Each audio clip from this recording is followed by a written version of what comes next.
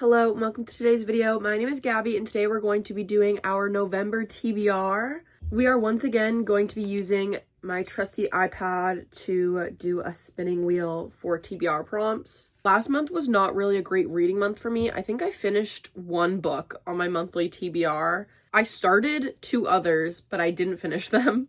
I also haven't uploaded any videos. It's been very hectic trying to figure out my new work schedule because I don't work the same days every day. And then when I do, I'm working 12-hour shifts in the city. It's hectic, it's a lot. I've been really tired, and then this past week, I also got a sinus infection. All that to say, hopefully this month is much smoother. I hope it goes a lot better. And I'm hoping some new picks will motivate me to kind of pick up reading again because I've been in a little bit of a slump. Honestly, let's just jump right into it. I'm excited to pick new books for this month and have kind of a reset. I just cleaned my room. It's been really gross since I got back from New York and since I've been sick. So let's have our first spin.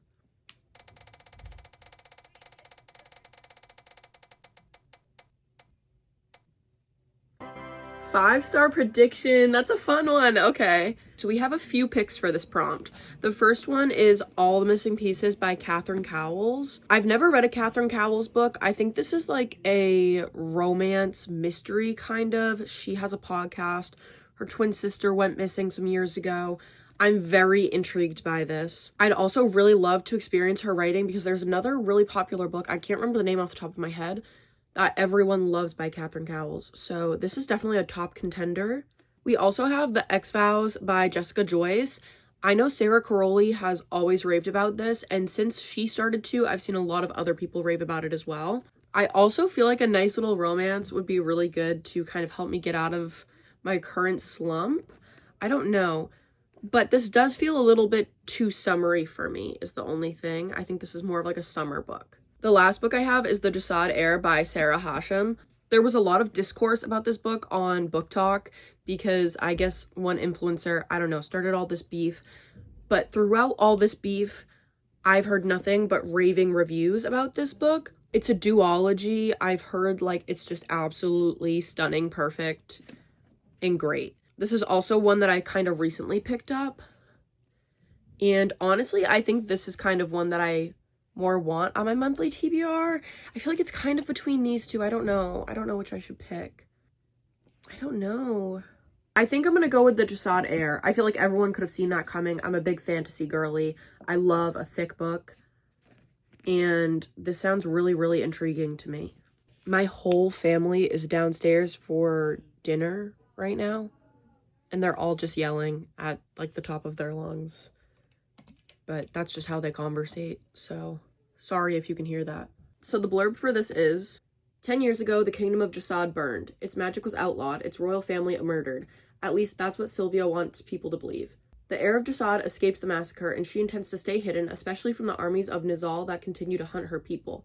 But a moment of anger changes everything. When Aaron, the Nizal heir, tracks a group of Jasadi rebels to her village, Sylvia accidentally reveals her magic and captures his attention. Now Sylvia is forced to make a deal with her greatest enemy, help him hunt the rebels in exchange for her life. A deadly game begins. Sylvia can't let Aaron discover her identity, even as hatred shifts into something more between the heirs. And as the tides change around her, Sylvia will have to choose between the life she wants and the one that she abandoned. This is an epic fantasy with like Egyptian inspiration, I guess. I don't really know. It just says Egyptian inspired, but I'm really excited for this. I think this sounds really good and really fun. I love a good fantasy, and thinking about this being on my monthly TBR really like gives me some new inspiration and some new excitement to get into it. Okay, let's spin for the second book on my monthly TBR.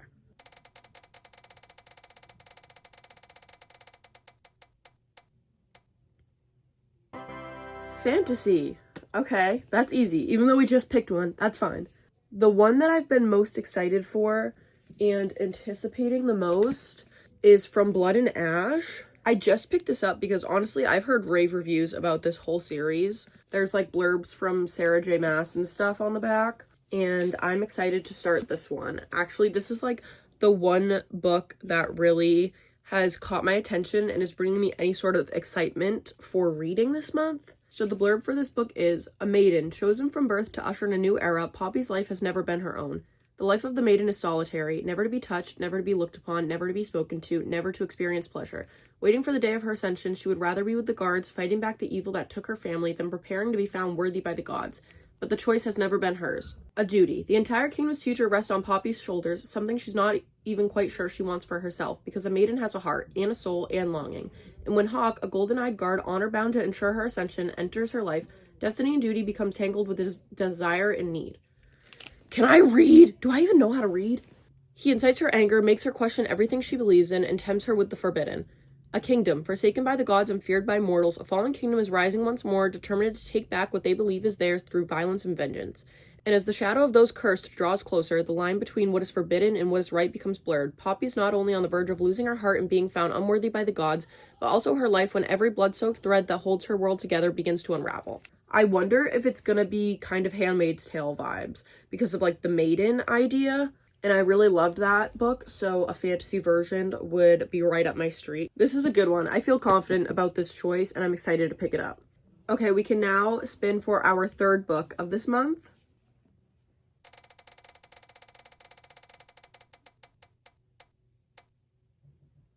Author you've never read. I can't remember if we got this one last month. You know what, though? I actually know what I'm gonna pick, and that is Taurus Season by Brynne Weaver. I have not read her 3 other books that are, like, infamous. Everyone loves them. But this seems like a really fun and quick read, and also very on theme for the season.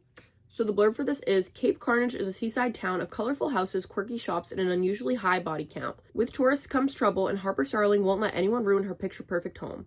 A skilled gardener with killer instincts, Harper protects her sanctuary and her aging mentor with a fading memory at any cost. Troublesome tourists don't check out of Carnage. They compost beneath Harper's award-winning flower beds. But Nolan Rhodes isn't your average tourist. Devilishly handsome, disarmingly charming, and skilled with a blade, Nolan is relentless in the pursuit of revenge. On every anniversary of the hit-and-run accident that fractured his life, Nolan slays another target.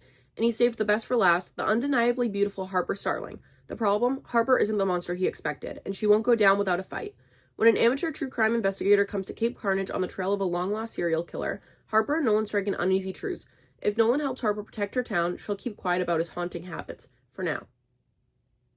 But their alliance soon spirals into obsession, one that threatens to shatter every secret in Carnage, including their fragile love. This is supposed to be like enemies to lover, kind of a dark romance, but I think it's kind of humorous. I think this will be a fun one to pick up, and this is also another one that I've been actually kind of highly anticipating, especially because I've never read her work before, so I think this is perfect for this prompt. Now we can pick our 4th book for November.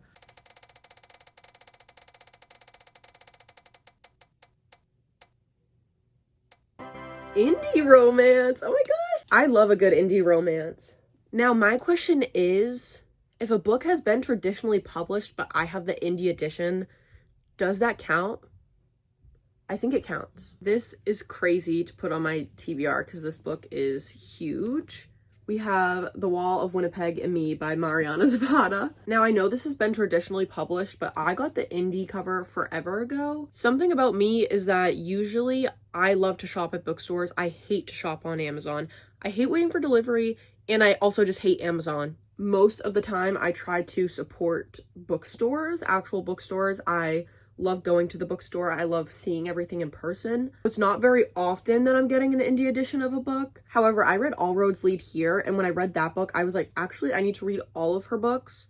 So I think this one, and I also have From Lukov with Love in their indie editions. However, this one is football themed. So I feel like that's perfect for November because the Patriots have been doing pretty well, and it is hefty. Like, this is a heavy book. It's really thick for some reason. I don't know if it's the paper or what, but the blurb says, Vanessa Mazur knows she's doing the right thing. She shouldn't feel bad for quitting.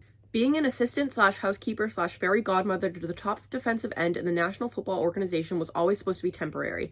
She has plans, and none of them include washing extra large underwear longer than necessary. But when Aiden Graves shows up at her door wanting her to come back, she's beyond shocked. For 2 years, the man known as the Wall of Winnipeg couldn't even find it in him to tell her good morning or congratulate her on her birthday.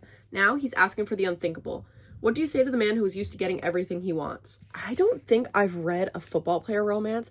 I think I read the one by Sarah Adams, and I DNF'd it because at the time, romance was pretty cringy to me, and her writing was just far too flowery for me at the time. But I'm excited to pick this one up. I feel like it fits the month perfectly, and obviously it fits the prompt as well. And honestly, I love a good chunky romance book. I love how often her books are slow burns. That makes me so happy. I'm actually really excited with our lineup so far. Let's spin for our 5th book on this month's TBR. One word title. Okay. We have a lot of options for this. Like, so many options. I feel like a good one for this prompt is Catabasis by R.F. Kuang. I've heard a lot of mixed reviews about this, but I've been very intrigued to pick it up. So the blurb for this book is, Alice Law has only ever had one goal: to become one of the brightest minds in the field of magic. She has sacrificed everything to make that a reality: her pride, her health, her love life, and most definitely her sanity. All to work with Professor Jacob Grimes at Cambridge, the greatest magician in the world. That is, until he dies in a magical accident that could possibly be her fault. Grimes is now in hell, and she's going in after him, because his recommendation is the key to her future, and he could hold her dream in the now incorporeal hands. Unfortunately, her rival, Peter Murdoch, has come to this very same conclusion.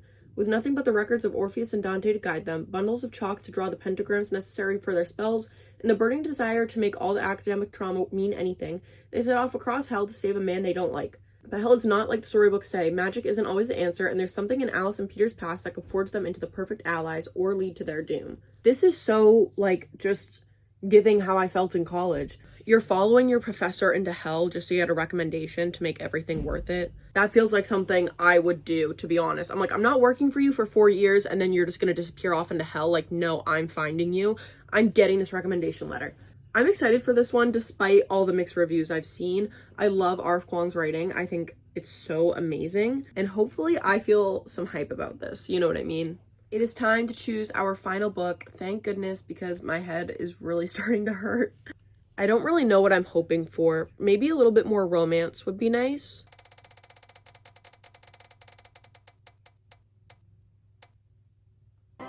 Over 400 pages. This could be a fun one. I feel like there's still maybe a chance to choose a romance here.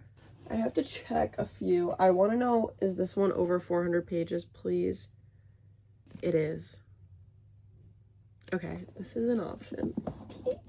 I don't really have a lot of other big romance books. I do have this one. That is definitely over 400 pages. I don't even have to really look. Okay, I think we're gonna look at these two. So this one is Pucking Around by Emily Rath. This is a hockey romance, and I love this cover. It has like glitter detailing on the words, and I love hockey. I really, truly do. I don't know, a hockey romance could be fun, but we do already have a sports romance. The other book I'm considering is City of Bones by Cassandra Clare. I never read this when I was younger. This is a YA fantasy, but everyone raves about it. When I talked about it on TikTok, everyone was like, oh my gosh, yes! And this is an urban fantasy, I believe. I mean, we do have some other options, but a lot of them are fantasies that I'm not really anticipating as much as this one. And my romance books that I haven't already read are definitely more on the short side. I think what I'm going to go with is City of Bones by Cassandra Clare. I've been influenced to pick it up, like I just have. Do I really need to start another series, another fantasy series? Probably not. But I think that's okay. I think we're going to go with this one. I can't decide. I think I want to go with this one. I think I do. When Clary Frey heads out to the Pandemonium Club in New York City, she hardly expects to witness a murder, much less a murder committed by 3 teenagers covered with odd markings. This is Clary's first meeting with the Shadowhunters, warriors dedicated to ridding the earth of demons and keeping the odd werewolves and vampires in line. It's also her first meeting with gorgeous, golden-haired Jace. Within 24 hours, Clary is pulled into Jace's world with a vengeance, when her mother disappears and Clary herself is attacked by a demon. But why would demons be interested in an ordinary mundane like Clary? And how did she suddenly get the sight? The Shadowhunters would like to know. This is a large series as well. There are a lot of books from what I understand. Again, I've never read it. I've been influenced by other booktubers. So we have quite a stack for this month. I'm excited about all of these, which is surprising because, as I've said, I've been in a bit of a slump the last few weeks. Just a quick recap. We have The Jasad Heir. We have From Blood and Ash. We have Taurus Season, The Wall of Winnipeg and Me, Catabasis, and then City of Bones. I don't know. I think, honestly, I'm probably going to be picking this one up first, just because it's been pretty intriguing to me. It seems pretty easy. I think maybe I'll do a video this month tracking which series I've started, which I've completed, which I'm caught up with, you know, all that sort of stuff, so that I can really, like, nail down what series I need to finish before I go and start a whole new one. Let me know if that's something you'd want to see, me organizing my series as well as me completing series, because I do have quite a lot that I have not finished. I just can't help it. I just move around a lot. Thank you so much for watching. I hope you enjoyed today's video. Let me know what you'll be reading this month. Also, let me know if you've picked up any of these recently, what you thought about them, if you liked them or if you disliked them. I'm excited for hopefully a good month of reading this month and not a month like last month. I hope you have a great day and I'll see you next time.